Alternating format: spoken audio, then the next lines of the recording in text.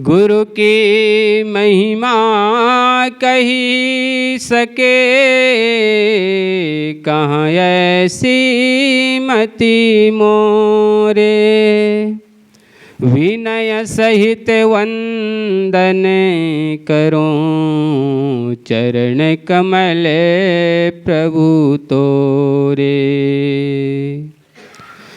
यह तन विष की बेलरी, गुरु अमृत की खाने।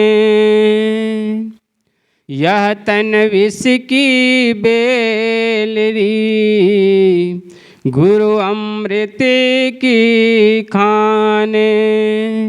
शीश दिए जो गुरु मिले, तो भी सस्ता जाने। गुरु से कर मेल गंवारा, क्या सोचत बारंबारा।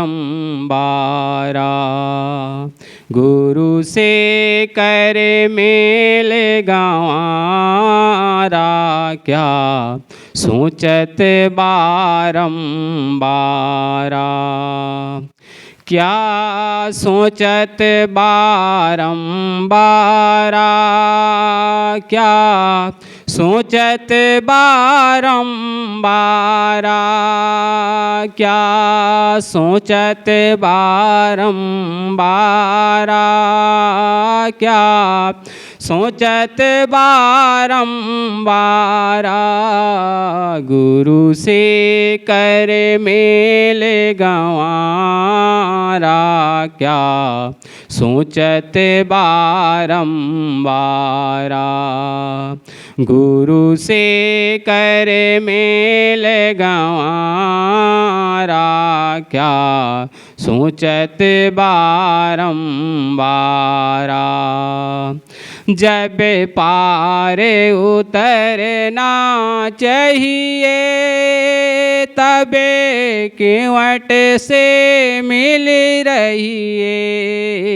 जब पार उतरना चाहिए, तबे किवट से मिल रहिए। जब उतर जाए भव पारा, जब उतर जाए भव पारा। तबे छूटे यह संसारा। गुरु से कर मेल गंवारा, क्या सोचत बारंबारा। गुरु से कर मेल गंवारा, क्या सोचत बारंबारा। जब दर्शन को दिल चाहिए, तबे दर्पण मांझत रहिए। जब दर्शन को दिल चाहिए, तबे दर्पण मांझत रहिए। जब दर्पण लागी काई, जब दर्पण लागी काई।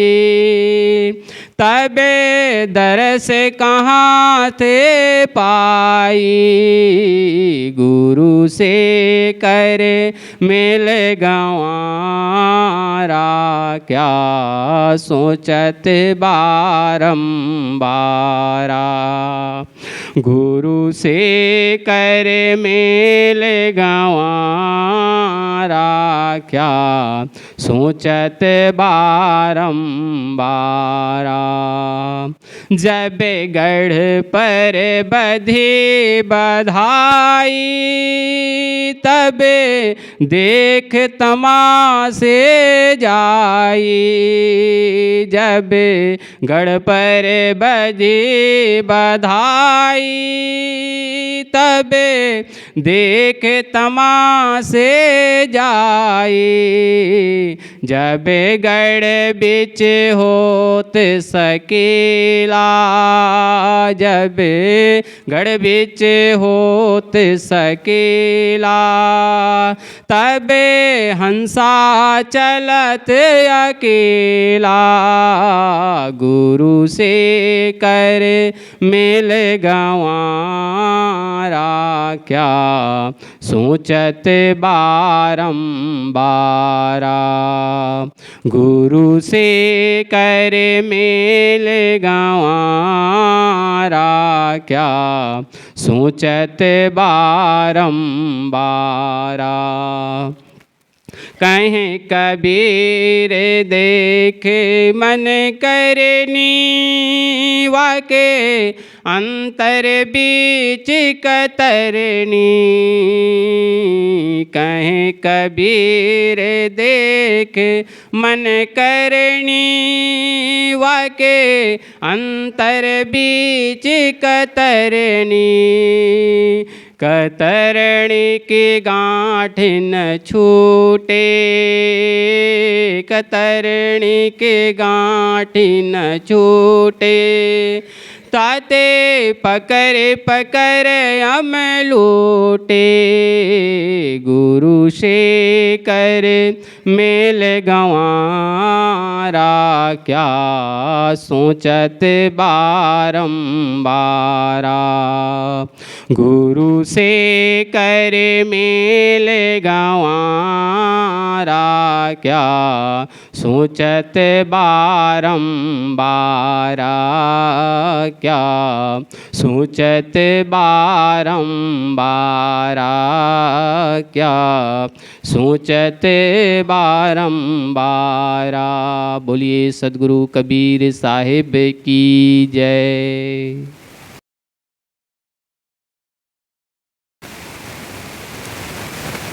सद्गुरु कबीर साहिब का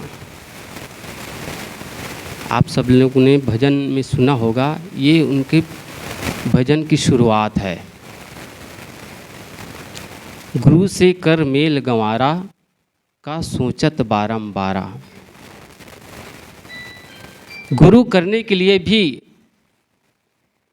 जो मुक्ति का दाता है, शांति का दाता है, जो हमको इस सारे प्रपंचों से छुड़ाने वाले हैं सद्गुरु, उनसे भी जुड़ने के लिए हम आगे पीछे करते रहते हैं, जुड़ना ही नहीं चाहते हैं। ऐसे ही सद्गुरु कबीर साहब की सभा लगी और किसी ने आकर के कहा कि वो अमुक भाई है, वो तो सत्संग को छोड़ करके कहीं इधर उधर भटक रहे हैं, दूसरे मत विचारों में वो रम रहे हैं और इस कारण से वो बहुत दुखी है, परेशान है। तो सद्गुरु कबीर साहब उसमें कहा गया कि गुरु से कर मेल गंवारा। ए गंवार आदमी, गुरु से तो मुलाकात करिए, गुरु से तो जुड़िए। गुरु से अगर सही रूप से आप जुड़ते हैं तो तुम्हारा जो भटकना है, इधर उधर जो घूम रहे हैं, अन्य मतांतरों की बात को सुन करके तुम्हारा मन विचलित हो रहा है, वह स्थिर हो जाएगा। सच्चे गुरु की शरण में अगर हम चले जाएंगे तो हमको आत्मबोध होता है, जड़ चेतन का एक प्रकार का निराकरण मिलता है, निर्णय मिलता है। अगर जड़ चेतन का निर्णय मिल गया तो हम कहीं भी रहें, हमें कोई भटकाने वाला नहीं है। अन्य विचार हम सुने जरूर, लेकिन करें क्या? सद्गुरु ने कहा है, सुनिए सबकी निबेरिए अपनी। सुनो तो सबकी बातें, लेकिन निबेरा अपने आप का करो। अपने आप का हृदय क्या कहता है, आपका विवेक और विचार क्या कहता है। तर्क की कसौटी क्या ये जो भी कहा जा रहा है, कोई भी बातें, वो प्रकृति के नियम के अनुरूप है कि उसके प्रतिकूल है, विपरीत है? इसका तो इस पर तो हम विचार कर सकते हैं। लेकिन धर्म के क्षेत्र में बहुत बड़ा ये कहना चाहिए कमजोरी है कि जो भी धर्म गुरु कह दिए बस उसको सत्य वचन मान करके उसको मानते चले जा रहे हैं। उसमें कोई तर्क नहीं है। अन्य चीज़ों में तर्क है। कोई भी हम भौतिक चीज़ों को खरीदने जाते हैं, भौतिक प्राणी पदार्थों या कहीं भी व्यवहार हम करते हैं तो उस पर हम तर्क करते हैं, अपना विचार भी रखते हैं। ये ऐसा हुआ तो यह कैसे हुआ, उस पर हम प्रश्न खड़े करते हैं। लेकिन अध्यात्म के क्षेत्र में, धर्म के क्षेत्र में प्रश्न किए मतलब हम नास्तिक हो गए। सही भी का बात कही जाए, निर्णय की बात कही भी जाए तो सामने वाला चुप करा देगा। सदगुरु ने कहा है जो पंडित जन क्या करते थे, कैसो आवे कांटो माता, कोई भी आए उसके शास्त्रों की बातें के विपरीत कुछ बात कह दे तो वो उसको दुहाई देकर, ये धर्म शास्त्र अमुक शास्त्र में लिखा गया है, इसको तुम झुठलाओगे, इसको तुम गलत समझोगे, ये कह करके सामने वाले व्यक्ति को चुप करा दिया जाता था। तो सदगुरु कबीर ने यही कहा कि जो पहले जो पंडित थे, जो अपने स्वार्थ की पूर्ति के लिए पेट धंधा करते थे, लोगों को सही मायने में सही राय नहीं देते थे, सही निर्णय की बातें नहीं बताते थे, तो उन लोगों को सदगुरु ने कहा कि कैसहु आवे कांटो माथा, उनके विवेक विचार रूपी बुद्धि को काट देते हैं, तर्क करने की शक्ति को समाप्त करते हैं, डांट करके फटकार करके और धर्म शास्त्र की बातें दोहाई दे करके उसको चुप करा दिया जाता है। सदगुरु कहते हैं कि चुप कराने वाला सही निर्णय नहीं दे सकता। सदगुरु कबीर साहित्य में कि मैं भी जो कह रहा हूँ, मैं जो बातें कह रहा हूँ उसको आप सही मत मानिए, अपने परख की कसौटी में कसिए तब मानिए। लेकिन अन्य शास्त्रों में क्या कहता है, धर्मगुरु क्या कहते हैं, जो धर्म ग्रंथ में लिखा गया, अमुक महापुरुष ने कहा है वही सनातन धर्म सत्य है, इस पर कोई परिवर्तन नहीं किया जा सकता है। लेकिन सदगुरु कबीर साहब का विचार कुछ अलग ही है। दद्दा देखो बिनसन हारा, जस देखो तस करहु विचारा। सदगुरु कहते हैं कि सारे संसार जो भी देखो ये सब विनशने वाला है, एक न एक दिन समाप्त होने वाला, विनष्ट होने वाला है, इसलिए समय के अनुसार आप उस पर विचार करिए। धर्म के क्षेत्र में विचार नहीं करते हैं, अन्य क्षेत्र में विचार तो कर लेते हैं, उस पर तर्क नहीं करते हैं। देखो पहले क्या करते थे, पहनावा को देखिए आप, है ना, पहले बिल्कुल माता बहनें हैं पूरा घूंघट में रहती थी, या जो भी पहनावा है वो पूरे अंग को ढक करके रखती थी। अब का परिवेश कैसे बदल गया, लड़कियों को आप देखिए कैसे कैसे अर्धनग्न रूप में कपड़े धारण किए रहते हैं, और उसको सब स्वीकार करें, परिवार वाले समाज में सब स्वीकार करें, उसको गलत नहीं ठहराया जा रहा है। लेकिन धर्म के क्षेत्र में जब यही बातें, जब कहने तर्क की बातें जब आती है, कुछ बातें जब आती है तो उसको चुप करा दिया जाता है, मना कर दिया जाता है कि ये धर्म की बात है, महापुरुषों ने कहा है, महापुरुषों ने जो कहा है वो गलत नहीं हो सकता। सदगुरु कहते हैं कि वो भी अपने समय में सही रहा होगा, लेकिन समय काल परिस्थिति के अनुसार उस पर भी विचार करने की आवश्यकता है। तो इसलिए सदगुरु कबीर लोगों को ये कहते हैं कि जो उनसे जुड़े हुए थे और अभी भी उसको बोध नहीं हुआ था, उसके लिए यही डांट करके कह रहे हैं कि गुरु से कर मेल गंवारा का सोचत बारंबार। अरे गुरु से तो मिलिए, गुरु से जुड़िए। अगर गुरु से जुड़ गए, सदगुरु से जुड़ गए तो तुम्हारा जो भव आदि में जो सारे संसार में जो इधर उधर भटक रहे हो, दुख पा रहे हो, वो समाप्त हो जाएगा।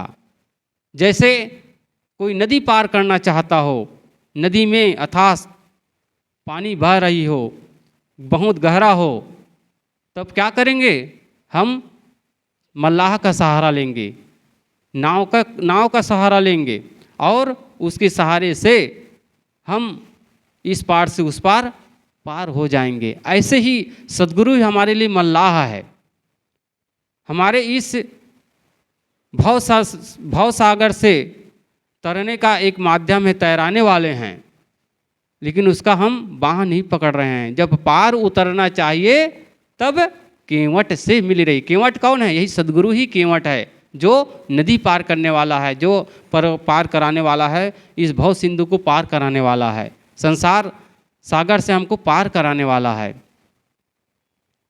और जब हम पार हो गए तब क्या हुआ, ये जो सारा संसार जो माना हुआ है, अपना जो माना हुआ है, मैं तू कर करके हम इसी में प्रपंच में रमे हुए हैं, ये सब छूट जाएगा।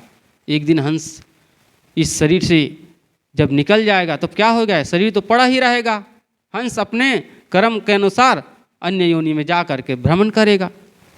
और इसी जीवन में हम सारी वासनाओं को, आशा वासनाओं का हम निर्वाह कर लिए, दग्ध कर दिए, तो समझिए हम इसी जीवन में मुक्ति को पा सकते हैं, स्वर्ग को पा सकते हैं, सुख को पा सकते हैं।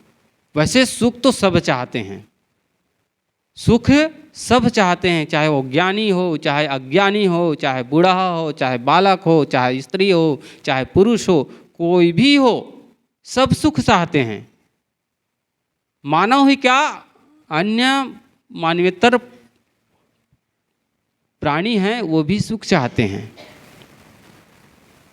लेकिन सुख कैसे मिले, इसकी युक्ति, इसकी जानकारी केवल मनुष्य को ही मिल सकता है, क्योंकि उसमें प्रकृति द्वारा दो महान शक्ति मिली हुई है। एक विचार करने की शक्ति मिली हुई है, विवेक विचार करने की शक्ति मिली हुई है, और दूसरा क्या है, मनन करने की शक्ति मिली हुई है। मन तो अन्य खानियों के जीवों में मन तो है, लेकिन क्या है, वो केवल सीमित है, केवल खाना पीना, परिवार का पालन पोषण करना, बस उसी तक ही सीमित है। उसमें ये सोचने की क्षमता नहीं है कि मैं कौन हूँ, मेरा जगत से संबंध क्या है, मेरे इस जीवन में मैं क्या कर रहा हूँ, और इस जीवन में मैं दुखों से पार हो सकता हूँ नहीं सकता हूँ, इस पर विचार मानवेतर प्राणी नहीं कर सकते, मनुष्य ही कर सकता है। मनुष्य ही इसी जीवन में अपने बंधनों से छुटकारा पा सकता है, और इसी जीवन में अपने बंधन को भी बना सकता है। इसलिए शास्त्रों में जो कहा गया है, मन एवं मनुष्य नाम बंध मोक्षियो कारणः, मन ही मोक्ष का कारण है और मन ही बंधन का कारण है। जहाँ मन हमारा प्राणी पदार्थों के प्रति आसक्ति में डूबा रहता है, वासना में डूबा रहता है, मोह में डूबा रहता है, वह विरोध में डूबा रहता है, तो समझ में हम वो क्या कर रहे हैं, हम अपने बंधन को और मजबूत कर रहे हैं, बंधन को छुड़ाने का काम नहीं कर रहे हैं, बल्कि जो हम में जो बंधन है और मजबूत बनता जा रहा है। और ठीक इसके विपरीत हम इसी जीवन में वासना का त्याग कर दें, हमारी जो अपेक्षा और इच्छा है, जो शक्ति के बाहर जो हम इच्छा रखते हैं, अपेक्षा रखते हैं, उसको हम त्याग कर दें।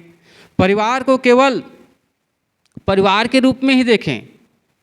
मतलब क्या, परिवार के जितने भी सदस्य हैं उनके साथ केवल सुंदर बर्ताव करें, अच्छा बर्ताव करें, उसमें मोह ना करें। मोह कहाँ से होता है, वैर कहाँ से होता है, किसी को अपना मानने से, और किसी को हमारे व्यवहार के अगर प्रतिकूल हुआ तो वही हमारे लिए हम सोचने लगते हैं ये मेरा बैरी है। अपनों में ही मोह होता है और अपनों में ही वैर होता है। इसलिए सद्गुरु कहते हैं कि मोह और वैर को इसी जीवन में अगर हम छोड़ते हैं, त्याग देते हैं, तो हम सुंदर जीवन जी सकते हैं, स्वर्गमय जीवन जी सकते हैं। सुख तो सभी चाहते हैं, लेकिन सुख के लिए हम कितना प्रयास करते हैं, क्या किए हैं बताइए। सुख पाने के लिए हम सब ने अभी तक क्या किए हैं, कोई काम किए हैं। कोई जो विद्यार्थी है और वो जब नौकरी पाना चाहता है, जॉब करना चाहता है, तो उसकी शुरुआत कहाँ से होती है, पढ़ाई से होती है। पढ़ाई करते करते अमुक इंटरव्यू दिया, इंटरव्यू देते देते उसको एक दिन ऐसा होता है कि उसका जॉब लग जाता है, अच्छी नौकरी लग जाती है। वो तो काम कर रहा है, नौकरी के उद्देश्य से कर रहा है। लेकिन हम जब सब सुख जो चाहते हैं, तो सुख के लिए हम क्या किए हैं। हम प्रश्न करते हैं कि आप सब सुख के लिए क्या किए, तो सामने से ही उत्तर आएगा, हमने सुख पाने के लिए सुंदर मकान बनाया, और सुख पाने के लिए धन इकट्ठा किए, रुपया पैसे इकट्ठे किए, सुख पाने के लिए बहुत बड़े पोस्ट में गए, बहुत बड़ी हमारी जो नौकरी है। चलिए, ये सब हम सबको जीवन में एक न एक दिन उपलब्ध तो हो ही जाता है। जब परिश्रम करते हैं, मेहनत करते हैं, तो ये सब तो मिल ही जाता है। उसके बाद क्या पर्याप्त धन मिल जाने पर क्या हम सुखी हो सकते हैं? अगर पर्याप्त धन मिल जाने पर सुखी हो गए होते तो आज हम उस स्थिति में पहुँचे नहीं। लेकिन उस स्थिति में जो पहुँचे हुए हैं, जिसके पास पर्याप्त धन है, संपत्ति है, क्या वे लोग सुखी हैं, सुखी दिखाई देते हैं? हम ये माने कि धन प्राप्त हो जाने पर हमको सुख मिल जाएगा, सुख की प्राप्ति हो जाएगी, तो इसका हम थोड़ा सा विचार करें।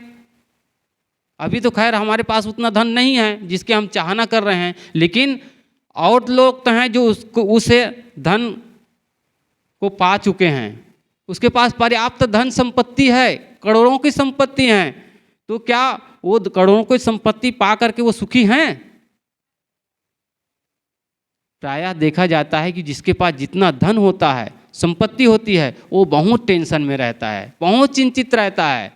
उसको यहाँ तक सोने के लिए, रात में सोने के लिए नींद की गोली लेनी पड़ती है, तभी उसकी नींद आती है। और एक गरीब आदमी है, मजदूर आदमी है, दिन भर कमाता है और शाम को जितना कमाया रहता है, परिश्रम में लिया रहता है, उसी से कुछ ले लेता है, अन्न साग सब्जी, और उसी से अपने परिवार का पालन पोषण करता है। और क्या करता है, रूखी सूखी खा करके वो रात में जब सोने जाता है तो बस सोया तो सो ही रह गया, 4 बजे केवल 5 बजे वो उठेगा, उसको और नींद की गोली लेने की ज़रूरत नहीं है।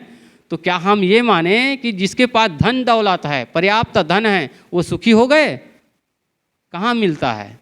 तो हमारी जो मान्यता क्या रही, हम क्या सोच रहे थे कि हमको पर्याप्त अगर धन मिल जाएगा तो हम सुखी हो जाएंगे। देखो, धन होना जीवन में वो बुरा नहीं है, लेकिन धन का हम कैसे उपयोग करते हैं, धन के प्रति हमारा क्या व्यवहार है। केवल व्यवहार के लिए है कि उसमें और कुछ हम आसक्ति बनाए हुए हैं और की चाहना कर रहे हैं। अगर आसक्ति बनाए हैं और की चाहना रख रहे हैं तो संसार में ऐसा कोई नहीं है जो हमको इस दुखों से बचा सके। धन में न सुख है न दुख है, वो हमारी सोच के ऊपर निर्भर है, हमारे व्यवहार के ऊपर निर्भर कि हम कैसा उसके साथ हम बर्ताव करते हैं, कैसा व्यवहार करते हैं, कैसी दिनचर्या अपनाते हैं। ये तो रही धन की बात। अब कोई कहे कि भाई मेरे तो एक सामान्य व्यक्ति है, एक ही कमरा में उसके परिवार सहित रहते हैं, उसी में उसको निस्तार करना होता है, तो वो तो कह सकता है कि मेरे पास तो पर्याप्त मकान नहीं है, रहने की जगह नहीं है, इसलिए मैं दुखी हूँ। लेकिन जिसके पास 7 मंजिला 8 मंजिला बहुत से कमरे बने हुए हैं, उसके पर पर्याप्त जमीन है और उसके पास बहुत बड़ा भवन है, तो क्या उस व्यक्ति के जीवन में सुख है?